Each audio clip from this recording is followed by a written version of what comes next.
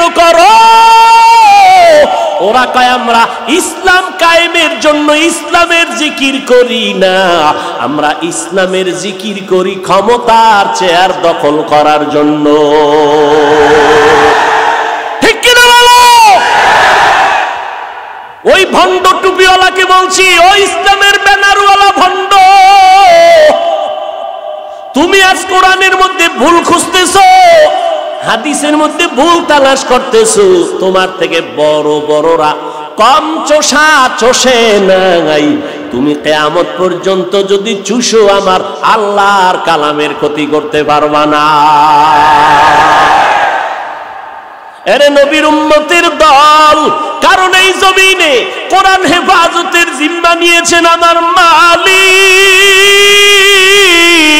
আল্লাহ তাআলা কোরআন হেফাজত করবেন। ছোট ছোট বাচ্চার কলিজার মধ্যে আল্লাহ কোরআনটা ঢুকায় রাখছেন। 8 বছরের সন্তান 6 মাসের মধ্যে মাদ্রাসা হিসাব পুরা কোরআনটাকে মুখস্থ করে ফেলেছে। যাইবেন কই? এবার হেফজখানার বিরুদ্ধে লাগছে আর একদম লাগছে নি, বলে হেফজখানায় বাচ্চারে পড়াইয়া পঙ্গু হয়ে যাবে, মাথা নষ্ট, নামাজ ফরজ হয় নাই, এই বাচ্চাটারে এখন কেন নামাজের জন্য পাগল পারা বানায় ফেললা, পাগড়ি মাথায় কেন দাও? ওই আলেম জানে না মদিনার নবী বলেন, এ সন্তানের মা বাবারা, সন্তানের যখন 7 বছর হবে নামাজের মুসাল্লায় দাঁড় করায় দাও। যদি সন্তানের 10 বছর হয় তখন আর দেরি না করে শাসন যদি করানো লাগে শাসন করিয়া হলো নামাজের মুসাল্লায় দাঁড় করাও। কারণ ছোট থেকে যদি গড়াইয়া উঠাইয়া না দাও, বড় হলে আর কন্ট্রোলে রাখা যাবে না। আমাদের মাদ্রাসাগুলো সন্তানকে এইভাবে শুধু পড়ায় না, আমাদের মাদ্রাসা কওমি মাদ্রাসা দেওবন্দিতে গেলে দেখবেন একটা শিক্ষক একটা ছাত্রের পেছনে 24 ঘন্টা মেহনত করে। বেতন কত মাসে? 5000, বেতন বাকি 6 মাস। 24টা ঘন্টা নিজের সন্তান বাড়িঘর বাদ দিয়া আপনার সন্তানকে 24 ঘন্টা সময় দেয়। কারণ আপনার সন্তানটাকে শুধু পড়াইতেই চায় না, আপনার সন্তানটাকে আমার শিক্ষক চায় আদর্শ মানুষ হিসাবে গড়াইয়া দিবে। 24 ঘন্টা ডিউটি। স্কুলের সন্তান আপনি দিছেন ডিউটি ক্লাসে, স্যার ক্লাস করলো মাত্র 3টা ক্লাস করাইয়া সাইন একটা দিয়া চলে গেছে, বেতন যেন ঠিক মতো মাস শেষ পাওয়া যায়। আপনি গিয়া বললেন, স্যার আমার সন্তানটা অঙ্ক কম পারে, তো কি করা যায়? আলাদা একটু টাইম দিবেননি? কয় টাইম? কয় মাত্র 1 ঘন্টা। কয় 10,000। কয় হাজার? 10,000। অথচ কওমি মাদ্রাসা সারা দুনিয়া ঘুরে দেখবেন মাত্র একটা মাদ্রাসা, দেওবন্দের আদলে মাদ্রাসা। 24টা ঘন্টা আমার শিক্ষক ওলামায়ে কেরামরা 5,000 টাকা বেতন, 6,000 টাকা বেতন, 24 ঘন্টা আপনার সন্তানের পেছনে সময় দেয়। কোনোদিন বলে নাই আলাদা আমারে টাকা দাও, তোমারে সময় দিতেছি। বরং তা না, মাওলার কাছে কান্না করে তাহাজ্জুদে, আল্লাহ এই সন্তানটারে আমানত পাইয়া সারা দিন রাত্র মেহনত করাইয়া তোমার দরবারের একজন খাস বান্দা বানাইতে পারলাম কিনা জানি না রে মালিক, তুমি খেদমতরে কবুল করে নাও, ত্রুটি ক্ষমা করে দাও। ফজর থেকে রাত্র 10টা পর্যন্ত, আবার 10টা থেকে পরের দিন ফজর পর্যন্ত প্রত্যেকটা সময় সময় মিনিটে মিনিটে ওস্তাদরা নজরে নজরে রাইখা সন্তানটারে আদর্শ মানুষ বানায়। কেমনে গোসল করবা ওস্তাদ ধরে ধরে শিখাইয়া দেয়, কেমনে খানার লোকমাটা দিবা ওস্তাদ ধরে ধরে শিখাইয়া দেয়। এখন একদল যদি কয় এই মাদ্রাসায় বাচ্চা দিয়া লাভ নাই, সন্তানের ব্রেন নষ্ট হয়ে যাবে, কি ব্যাপার? ভারতবর্ষের মধ্যে দেখলাম, ইতিহাস পড়ে দেখলাম, ব্রিটিশ বেঈমানেরা কোরআনের আওয়াজকে বন্ধ করার জন্য বহু মাদ্রাসা বন্ধ করে দিল, তালা লাগায় দিল, আলেমের জবাই করিয়া লাশটা গাছের মধ্যে ঝুলাইয়া দিল। আমরা জানি এরপরও ওরা চাইছে জমিনে যেন কোরআনের আওয়াজ বন্ধ হয়ে যায়। আল্লাহ কয় পারবি না, তোরা চাও ভারতের মধ্যে কোরআনের আওয়াজ চলবে না, আর আমি আল্লাহ চাই সারা দুনিয়াতে কোরআনের আওয়াজ যেখানে চলবে তার গোড়া হবে ভারতের জমিন। আল্লাহ বানাইছেন দেওবন্দ মাদ্রাসা। কাসিম নানো তুমি ঘুমের মধ্যে আছেন, মদিনাওয়ালা নবী হাজির। মদিনার নবী বলেন কাসেম আমি মাটির মধ্যে রেখা টেনে দিলাম এর উপরে মাদ্রাসা তৈরি করো।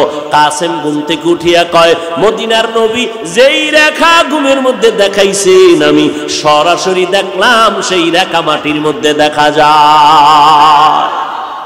ভারতের জমিনের ওই ফুটন্ত গোলাপের ঘেরান আজকে এই ইসলামপুরে আসছে, দেওবন্দের গাছের ঘেরান আজকে সারা দুনিয়ার মধ্যে সে ইলমের ঘেরান ছড়ায় গেল। ও নবীর উম্মতেরা, এই ইলমের মাদ্রাসা কোনোদিন বন্ধ করা যাবে না।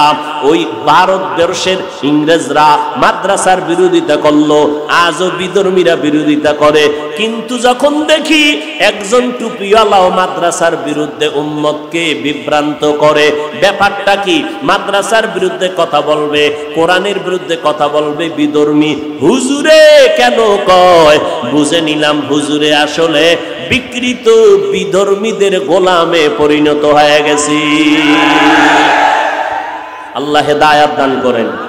আর জোরে বলেন আলিফ লাম মিম যালিকাল কিতাবু লা রাইবা ফীহি হুদাল লিল মুত্তাকিন।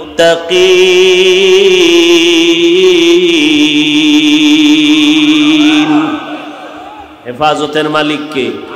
কাদের কুদরত দারি বরকামাল আনতা রব্বি আনতা হাসবি যুল জালাল তুহি কাদের জলিলুল্লাহ জাহাদার বহর হালে তুহি মেরা নেগাহদার।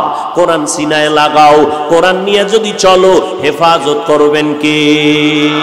আল্লাহ বলেন আমি শুধু কোরআনের পৃষ্ঠাকে হেফাজত করব না, কোরআনটা যেই ঘরে থাকবে ওই ঘর আমি হেফাজত করব। কোরআনটা যার সিনায় থাকবে ওই সিনাওয়ালাকে আমি হেফাজত করব। এই কোরআনের সাথে যাদের সম্পর্ক থাকবে আমি আল্লাহ তাদেরকেও হেফাজত করব। কোরআনের সাথে সম্পর্ক করতে চাননি? সবাই বলেন আল্লাহ কবুল করেন।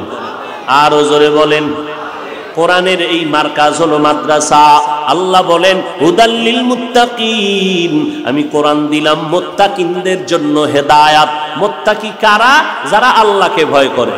কারে ভয় করে? জোরে বলেন আল্লাহকে। আল্লাহকে ভয় করে এরকম সবাই আমরা যদি এখন জিজ্ঞাসা করি ময়দানে আপনারা আল্লাহরে ভয় করেননি, অনেকে বলবে হুজুর আপনাদের থেকে বেশি করি। বলে তার প্রমাণ? আপনারা ঝগড়া করেন, ফিতনা করেন, আমরা করি না, আমরা আল্লাহকে বেশি ভয় করি। এই রকম সবাই বলবে। এখানে এমন আশেকে রাসূল বসা আছেন, ফজরের নামাজ পড়েন নাই, আসরের নামাজ পড়েন নাই, মাগরিবের নামাজ পড়েন নাই, জোহরের নামাজ পড়েন নাই, আজকে এশার নামাজও পড়ে নাই, এমন আশেক আছেন এই ময়দানে? নাই। আবার এমনও আশেকে রাসূল এই ময়দানে আছে যারা বয়ানের আগেও বিড়ি, মোনাজাতের পরেও আবার বিড়ি। আছে না নাই? এই সমস্ত আশেকে রাসূলকে যদি বলি আল্লাহরে ভয় করেন, বলবে হ্যাঁ করি, অথচ না তার মধ্যে আল্লাহর ভয় নাই। আল্লাহ বলেন আমারে কারা ভয় করে, আমাকে কারা ভয় করে না, তার নমুনা দুইটা। কয়টা? ভয় করার অর্থ দুইটা। হয়তো বান্দা জীবনে গুনাহ করবে না, যদি গুনাহ হইয়া যায় আল্লাহর মোহাব্বতে বান্দা তওবা করতেও দেরি করবে না। তাহলে যারা গুনাহ করে না তারাও মুত্তাকি, যারা গুনাহ হওয়ার পরে তওবা করতেও দেরি করে না তারাও মুত্তাকি। মুত্তাকিনদের পরিণাম ফল পরকালে দুইটা, বিনা হিসাবে জান্নাত, পর্দা ছাড়া আল্লাহর সাথে হবে মোলাকাত। या इलाही मुझसे मुझको दूर कर, ताके देखो मुझ में तुझको एक नजर। या इलाही तू मेरा माबूद है, या इलाही तू मेरा माशूक है। এরে নবীর উম্মতের দল, কোরআন সিনায় লাগাও রে মুমিন। এই কোরআন মুত্তাকিনদের জন্য হেদায়াত। যারা আল্লাহকে ভয় করে গুনাহ করবে না, এদেরকে কোরআন হেদায়াত করবে।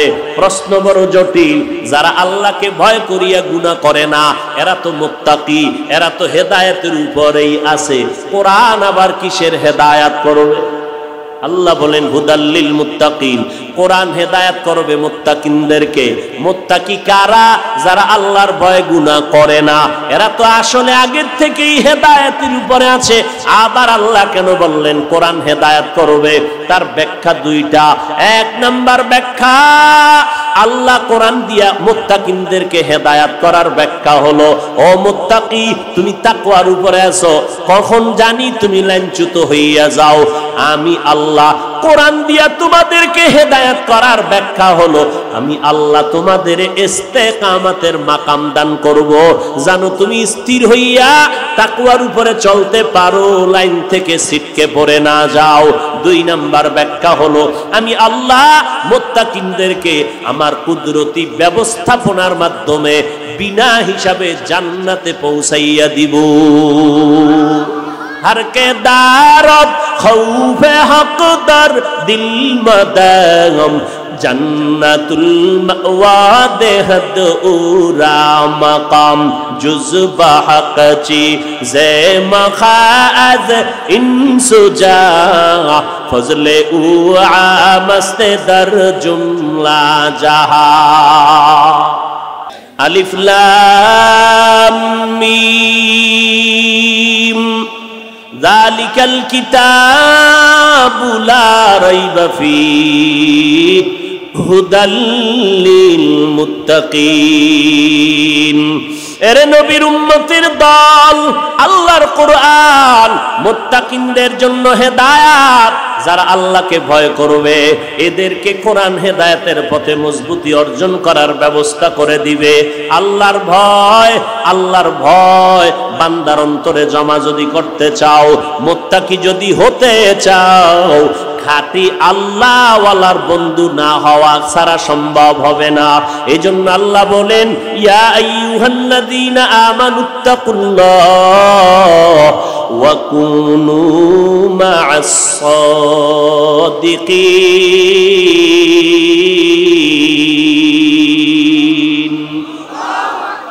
আউলিয়ারা কারে উকবা ইখতিয়ার, জাহেলারা কারে দুনিয়া ইখতিয়ার।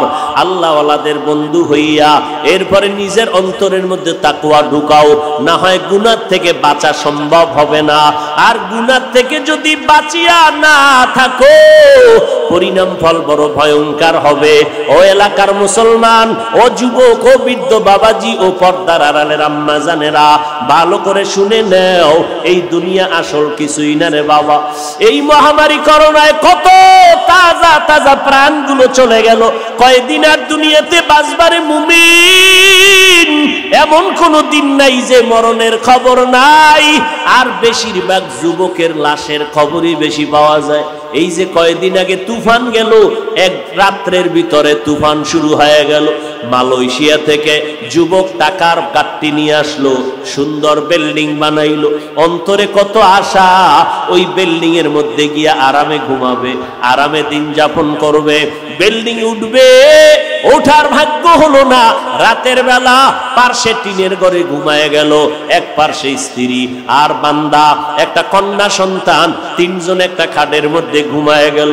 এমন তুফান শুরু হয়ে গেল, একটা গাছ পড়িয়া বুকের উপরে পড়লো, জাগায় তিনজন চলে গেল। লোকজন আইসা বলতেছি, আমরা নজর করে দেখলাম গাছটা বুকের উপরে পড়ে গেল, আমরা টানাটানি করলাম, আর নাড়াচাড়া করতে পারলাম না। পাশে বিল্ডিং এখন তাকায় আছে, মাত্র 2 দিন, তুফানের 2-3 দিন পরে বিল্ডিং উঠবে। রং টং লাগাইয়া মোটামুটি বিল্ডিংটা সুন্দর করলো, কিন্তু আল্লাহর কুদরত, ওই বিল্ডিং এর বাবাও বেঁচে নাই, মাও বেঁচে নাই, সন্তানটাও বেঁচে নাই। এরে টাকাওয়ালা ভাই, কিসের বাহাদুরি করো? আজকে তুমি এখানে বয়ান শুনতেছো, আগামীকাল এই সময় তুমি সুস্থ থাকবা কিনা কোনো গ্যারান্টি আছে? আপনাদের জামালপুর থেকে মোমেনশাহী যাবেন, মোমেনশাহী থেকে ঢাকায় যাবেন, ওই মোমেনশাহী থেকে ঢাকার বিশ্ব রোডে আল্লাহর এক বান্দা রাস্তা পার হবে, এক পাশে আব্বা যান আর এক পাশে আম্মা যান, মাঝখানে একটা কন্যা সন্তান, তিনজনে হাতে হাত লাগাইয়া বিশ্ব রোডটা পার হওয়ার জন্য দৌড় দিল। রাস্তার মাঝামাঝি যাওয়ার পরে এমন জোরে একটা ট্রাক এসে ধাক্কা দিয়া জায়গায় তিনজনের ফালায় দিল। বাবায় মারা গেল, মাও মারা গেল, কন্যা সন্তানটাও মারা গেল।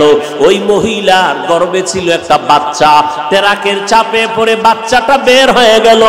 আজও পর্যন্ত ওই বাচ্চাটা এখনো জিন্দা আছে, বাবায় নাই, মা নাই, আপন বোনটাও নাই। এই বাচ্চাটা যেদিন বুঝের হবে, ও বুঝের হইয়া তালাশ করবে আমার বাবাই কই, আমার মা কই, আমি কাকে মা বলে ডাকবো, আমি কাকে বাবা বলে ডাকবো, কে আমাকে বাবার আদর দিবে, কে আমাকে মায়ের আদর দিবে। এর ইসলামপুরের মানুষ, এই ময়দানে কত আল্লাহর গোলাম আছে, অনেকের মা নাই, বাবাও নাই, ওই অন্ধকার কবর থেকে দোয়ার অপেক্ষায় আছে। কিসের বাহাদুরি করো, আমার মাওলা চোখের সামনে দেখায় দিলে। একই ট্রাকের চাপে পড়িয়া বাবায় মরে গেল, মা মরে গেল, কন্যা সন্তানটাও মরে গেল, কিন্তু গর্ভের বাচ্চাটাকে আমার আল্লাহ কুদরতের দ্বারা বাঁচায় রাখলেন। বলো হেফাজতের মালিক কে? ও নবীর উম্মতের দল, আমার মাওলাকে এখনো চিনো নাই রে মুমিন। আমার মালিক যে কত দয়াময় মালিক। আল্লাহর দেওয়া জমিনে বসবাস করো রে বাবা, আল্লাহর দেয়া পানি, আল্লাহর দেয়া গাছ, আল্লাহর দেয়া মাছ, আল্লাহর দেয়া সূর্যের আলো, চাঁদের আলো, সব ভোগ করতেছো। এরপর আমার আল্লাহ কয় নাই, আমি তোমাকে বলি না সারা রাত্র ইবাদতে কাটাও, সারাদিন তুমি ব্যবসা বাণিজ্য বন্ধ করে আমার ইবাদত করো, আল্লাহ বলেন নাই। বরং বান্দা ব্যবসা করো, চাকরি করো, লেখাপড়া করো, ডাক্তারি পড়ো, পড়ো, ইঞ্জিনিয়ার হও, হও, আলহামদুলিল্লাহ, স্কুলে পড়ো, কলেজে পড়ো, কোনো বাধা নাই। আল্লাহ চাই কি বান্দা তুই 22 ঘন্টা সময় তুই ব্যবসা কর, চাকরি কর, সন্তানের পেছনে সময় দাও। 24 ঘন্টার মধ্যে 22 ঘন্টা সময় দিয়ে দিলাম তোমারে, মাত্র বাকি থাকলো 2 ঘন্টা। এই 2টা ঘন্টা তুমি তোমার কল্যাণে আমার রাস্তায় ব্যয় করো। তাও একসাথে পারবি না, তুই ব্যস্ত। আমি আল্লাহ একসাথে 2 ঘন্টা চাই নাই। ফজরের 4 রাকাত নামাজে 20 মিনিট দিয়া এবার তুই আবার ব্যবসায় চলে যা, আবার জোহরের 10 রাকাতে 20 মিনিট দাও, আবার তুমি দোকানে চলে যাও, আবার দোকানদারি করি এক ফাঁকে 4 রাকাত আসর পড়তে 20 মিনিট দাও, আবার তুমি ব্যবসায় চলে যাও, আবার মাগরিবের 5 রাকাতে 20 মিনিট দাও, আবার তুমি ব্যবসায় চলে যাও, এশার 9 রাকাত নামাজে আবার 20 মিনিট দিয়া তুমি তোমার সংসারে ঘরে চলে যাও, তোমার স্ত্রীকে সময় দাও, তোমার সন্তানের সময় দাও, দিয়া রাতের বেলা আরামে ঘুমাও, আবার ফজর উঠা 4 রাকাত নামাজ পড়ো। এই 22 ঘন্টার ভেতরে মাত্র 2টা ঘন্টা সময় 20 মিনিট 20 মিনিট করিয়া তুমি নামাজে সময় দিবা। ব্যবসাটা নবীর তরিকায় করো, লেখাপড়া নবীর মোহাব্বত নিয়ে করো। ও বান্দা, এই 22 ঘন্টার সময় তুমি যে ব্যবসার মধ্যে দিয়েছো, আমি আল্লাহ এই ব্যবসাটাকেও তোমার নেকের পাল্লায় ওজন দেওয়ার ব্যবস্থা করে দিব।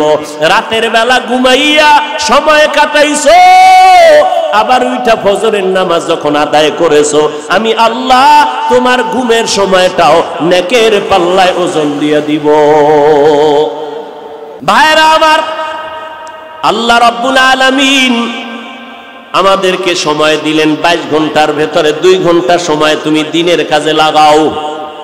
এই সময়টাও যারা দিনের পথে 5 বেলার নামাজ তুমি আদায় করবা, আমি আল্লাহ ফজর, আসর, জোহর, মাগরিব, এশা এই 5 বেলার নামাজের জন্য সময় চাইলাম। আমি আল্লাহ এর বিনিময়ে আমি আল্লাহ কোনো বিল নিলাম না।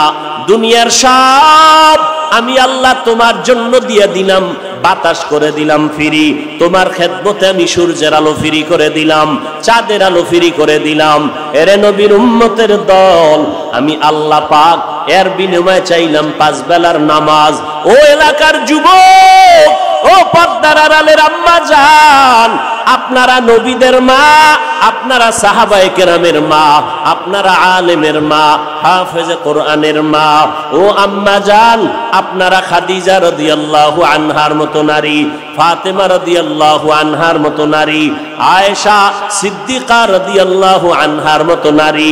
রব্বুল আলামিন নবীজির মাধ্যমে নারীদের মর্যাদা সম্মান ও অনেক গুণ বাড়িয়ে দিয়েছেন। ও পর্দার আড়ালের আম্মা জান, আপনার কি অন্তরটা চায় না একজন হাফেজে কোরআনের মা হইয়া কবরে যাবেন, আলেমের মা হয়ে কবরে যাবেন?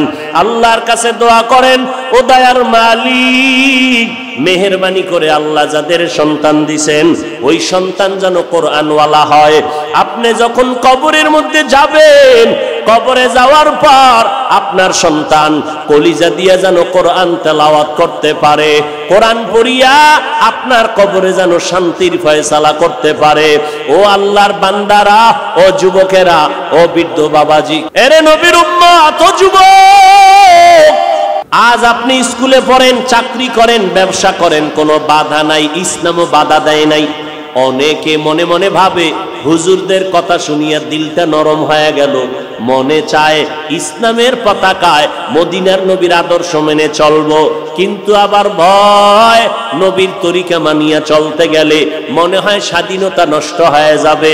ও যুবক ভাই, ও শিক্ষিত মুসলমান, ও পর্দার আড়ালের মা বোনেরা, ও বৃদ্ধ বাবাজি, একটু নজর করে দেখবেন, আপনারা যারা নবীর তরিকা মতো নামাজ পড়েন না, পর্দা করেন না, হালাল পন্থায় চলেন না, আমরা যারা নবীর তরিকা মানিয়া চলি, নামাজ পড়ি, পর্দা করি, হালাল খাই, একটু বিবেকটা খাটাইয়া বলবেন আমাদের থেকে আপনারা কি পরিমাণ সম্মানে আছেন, আমরা আপনাদের থেকে কি পরিমাণ অসম্মানে আছি। আপনি তো জবাব দিতে পারবেন না, আমি জবাব দিয়া দিলাম। এই জমিনের মধ্যে তাকায় দেখবেন আল্লাহর নবীর তরিকা আর আদর্শের বরকতে, কোরআনের বরকতে, নামাজের বরকতে আজ আমরা দেখেন, আপনারা মনে করেন নবীর তরিকা মানলে স্বাধীনতা নষ্ট হয়ে যাবে। কই, আপনারা নবীর তরিকা যারা মানেন না, আপনারাও 3 বেলা খানা খান, আমরা নবীর তরিকাওয়ালারাও 3 বেলা খাই, বরং তুলনামূলক আপনাদের থেকে ভালো খাই, পিওর খানা খাই, বেশি খাই। আপনাদের খানায় ভেজাল, আপনাদের খানায় কি 3 বেলা খায় খানা মোটামুটি পিওর খাইয়া, আবার খায় গাঞ্জা, নাইলে মদ, নাইলে আরো কিছু, তাহলে যা খাইলো ওটাও নষ্ট করে ফেললো ভেজাল দিয়া। আমরা পিওর খানা খাই, আপনারাও 3 বেলা খান, আমরাও 3 বেলা খাই, আপনারাও রাতের বেলা ঘুমান, আমরা রাতের বেলা ঘুমাই। আপনারা নবীর তরিকা যারা মানেন না, আপনারা বিয়ে শাদী করছেন, সন্তান নিলেন, আমরা যারা নবীর তরিকা মেনে চলি আমাদেরও বিয়ে শাদী হয়েছে, সন্তান আছে। আপনারা যারা নবীর তরিকা মানেন না, আপনারা ব্যবসা করেন, চাকরি করেন, আমরাও নবীর তরিকা যারা মানিয়া চলি আমরাও ব্যবসা করি, চাকরি করি। আপনারা নবীর তরিকা বাদ দিয়া স্বাধীনভাবে ঘোরাফেরা করেন, দেশ বিদেশ সফর করেন, আমরা নবীর তরিকাওয়ালারাও স্বাধীনভাবে জায়গায় জায়গায় সফর করি। তাহলে আমি দেখলাম স্বাধীনতা তো বিন্দু থেকে বিন্দু নবীর আদর্শ মানার কারণে বিন্দু থেকে বিন্দু নষ্ট হয় নাই। ও নবীর উম্মতের দল, দ্বিতীয় কথা, আপনার বিবেক আল্লাহ দান করেছেন, বিবেকটাকে জিজ্ঞাসা করেন। জীবনে কোনোদিন মাদ্রাসায় পড়ে নাই, আলিফ বা তাও কোনোদিন শিখে নাই এমন লোক আপনাদের লাইনে জেনারেল পড়ুয়া, র্যাব, আর্মি, পুলিশ, বিডিআর 5 বেলার নামাজি বলেন আছে না নাই? তাহলে নিজের মনটাকে প্রশ্ন করেন, আপনি কেন পারবেন না? ওই ইসলামপুরের মুসলমান আপনাদের মতো যুবক স্কুল কলেজে লেখাপড়া করে, 1 বেলারও নামাজ ছাড়ে না, এমন ছাত্র ছাত্রী আছে না নাই? আপনি নিজের বিবেকটাকে জিজ্ঞাসা করেন, আপনি কেন পারবেন না?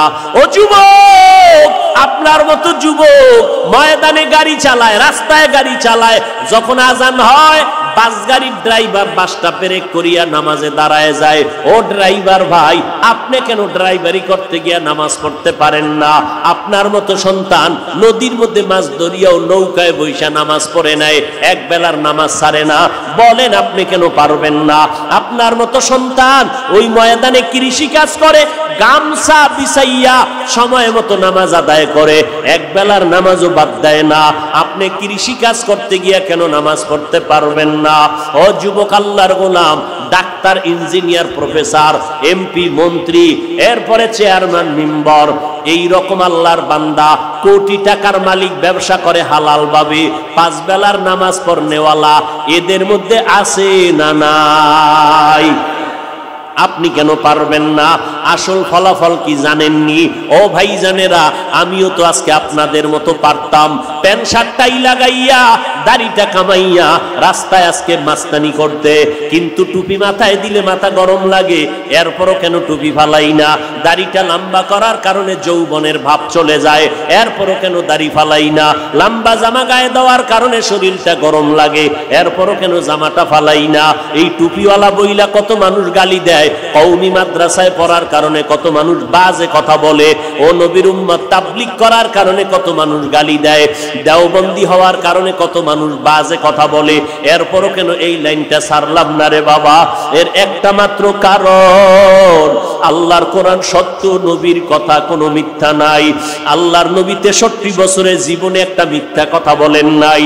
ও নবীর উম্মতের দল, ওই আল্লাহর কোরআন, নবীর হাদিস সত্য। আজকে আমি বক্তা হইয়া বয়ান করি, আপনারা শ্রোতা হইয়া বয়ান শুনেন, আমার ভক্তবৃন্দের অভাব নাই। আর আমি এই ভাবসাব নিয়ে যতই ভাবসাব দেখাইয়া বয়ান করি, আমার ভাবের মেয়াদ কত জানেননি? আমার ভাবসাব শেষ হয়ে যাবে যখন আজরাইল এসে বাঁশিতে সিগন্যাল দিয়ে দিবে। ওই সময় কে বক্তা কে শ্রোতা কোনো ভেদাভেদ নাই। যখন আজরাইল আসবে, সবার জন্য 3টা সাদা কাপড়, কে ধনী কে গরিব, কে প্রজা কে রাজা, কে ডাক্তার কে রোগী, কে আলেম কে মূর্খ, কে ধনী কে গরিব, কোনো ভেদাভেদ নাই। সাদা কাপড়ের প্যাকেট বানাইয়া ওই অন্ধকার কবরে নিয়া যখন রাখবে, ওই কবরের মধ্যে 2 জন ফেরেশতা আমার কবরে আপনার কবরে আসবে। আইসা ফেরেশতারা জিজ্ঞাসা করবে না কয় টাকার মালিক হইছেন, কত ইলম আপনার আছে, কি পরিমাণ শিক্ষা অর্জন করেছেন। সবার কবরে প্রশ্ন হবে মাত্র 3টা, রবের পরিচয় দাও, ধর্মের পরিচয় দাও, রাহমাতুল লিল আলামিনের পরিচয় দাও। এরে নবীর উম্মতের দল, ওই অন্ধকার কবরে যাওয়ার পর মাত্র 3টা প্রশ্ন আপনাদের আমাদের সবার বেলায় করা হবে। ওই রবের পরিচয় দাও, ধর্মের পরিচয় দাও, রাহমাতুল লিল আলামিনের পরিচয় দাও। এই 3টা প্রশ্ন যখন করবে, মদিনার নবী বলেন, যারা এই 3টা প্রশ্নের জবাব দিতে পারবে তাদের কবর হবে রওজাতুম মির রিয়াজিল জান্নাহ, আর যারা দিতে পারবে না তাদের কবর হবে হুফরাতুম মিন হুফারিন নার। এরে নবীর উম্মতের দল, কারা জবাব দিতে পারবে, কারা পারবে না? মদিনার নবী বলেন, দুনিয়াতে যারা রবের গোলামি করে কবরে যাবে, এরা কবরে গিয়ে জবাব দিবে রব্বি আল্লাহ, আমার রব একমাত্র আমার আল্লাহ। যারা দুনিয়াতে ইসলাম মেনে চলবে, তারা কবরে গিয়ে জবাব দিবে দীনিয়াল ইসলাম, আমার ধর্মের নাম একমাত্র ইসলাম। দুনিয়াতে যারা নবীর সুন্নতের আমল করে চলবে, মায়ার নবীর সুন্নতের আমল, বান্দা তুমি চুলগুলো কেমনে রাখবা, সেখানেও নবীর সুন্নত, আঙ্গুলের নখগুলো কেমনে কাটবা, সেখানেও নবীর সুন্নত, জুতা 2টা কেমনে পায়ে পরবা, সেখানেও নবীর সুন্নত, বাথরুমে কেমনে ঢুকবা, সেখানেও নবীর সুন্নত। যারা সুন্নত অনুযায়ী চলবে, কবরে যাওয়ার পর আমার নবীকে যখন দেখাইয়া দিবে, সুন্নতের আশেক নবীরে দেখা মাত্র চিনে ফেলবে। আমার আল্লাহ গাইবি আওয়াজ দিয়ে বলবেন, ও ফেরেশতা, আমার এই বান্দাকে আর ডিস্টার্ব করবা না, এখনই জান্নাতের বিছানাটা কবরে বিছাইয়া দাও, জান্নাতের সাথে রাস্তা বানায় দাও। আমার বান্দা এখন ঘুমাবে কিয়ামত পর্যন্ত, কবরের মধ্যে আরামে ঘুমাইবে, কেউ ডিস্টার্ব করবা না। 3.5 হাত কবরটা বড় বালাখানা বানায় দাও, আমার বান্দা আরামে ঘুমাবে। ও এলাকার যুবক, ও পর্দার আড়ালের আম্মা জান, ভালো করে শুনো।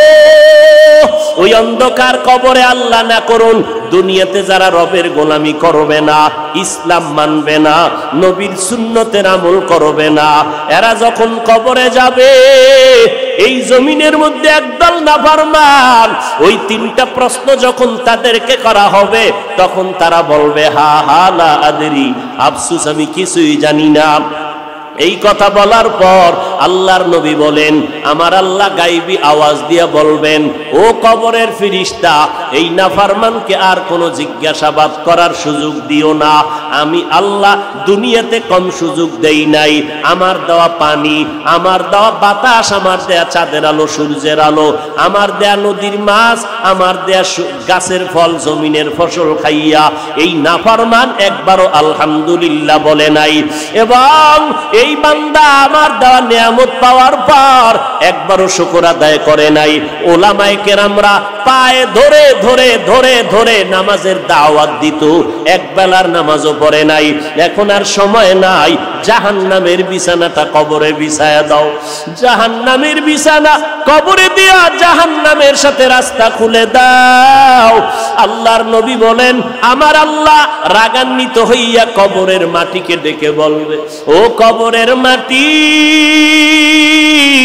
এই গুনাহগারের 2 পার্শ্ব থেকে জোরে জোরে চাপ দাও। এত জোরে কবরের মাটি চাপ দিবে, পাজরের হাড় চুরমার হয়ে যাবে। ও যুবক, আল্লাহর গোলাম, একটা মশার কামড় সইতে পারি না, গুনাহ নিয়ে কবরে গেলে কেমনে আযাব সহ্য করবারে বাবা। এখনো সময় আছে, তওবা করো। স্কুলে পড়ো, আলহামদুলিল্লাহ, দোয়া করি। ডাক্তারি পড়ো, ইঞ্জিনিয়ারিং পড়ো, অনুরোধ করে বলবো ওই পড়ায় কোনো বাধা নাই, তবে তুমি নবীর তরিকা মেনে চলো। মা বাবার দোয়া নিয়ে সামনে আগাও, উলামায়ে কেরামের পরামর্শ নিয়ে আমল করো। দেশ ও জাতির বিরুদ্ধে কোনো ষড়যন্ত্রে লিপ্ত হইও না।